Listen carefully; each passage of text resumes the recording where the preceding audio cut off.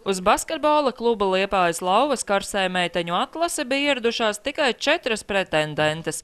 Pozitīvi noskaņots, taču vērīgas žūrijas acu priekšā katra no meitenēm demonstrēja savu dejotu prasmi, kā arī atbildēja uz jautājumiem par savu līdzšinējo deju pieredzi un atvērtību publikas priekšā. Diezgan liels uztraukums, jo nezinu, vai varēs viss izdarīt, kā ir ieplānots, bet cerams, ka būs labi. Ir atvēlēta tikai 1 minūte, ja? Jā, no pusminūtes līdz minūtei priekšnesums jāizdomā pašam un jārāda visu, ko tu māki.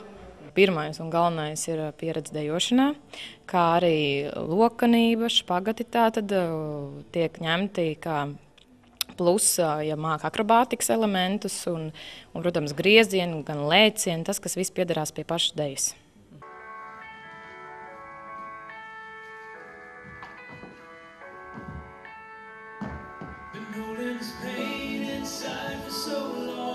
Žūrija atzina, ka šogad uz atlasi atnākušas ļoti spējīgas un pieredzējušas dejotājas.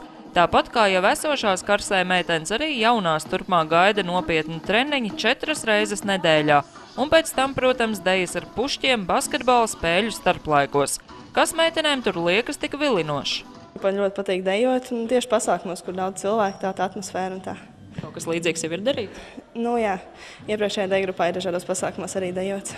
Karsē meiteņu vadītājs stāsta, ka dejošana spēļu laukumā meitenēm ir gan atbildīgs darbs. Viņai ir jāspēj arī skatītāji sēž jau noguruši un bez smaidiem, tad karsē meitenēm ir darbs tāds, ka viņām ir tieši jāuzmundrina tie līdzjūtēji un kaut vai jāsauc saucienus un jākustina pušķus malā, lai publika varbūt atdzīvojas, jānodejo enerģiski, uzlabojot to atmosfēru tieši uz laukumu un blakus laukumam.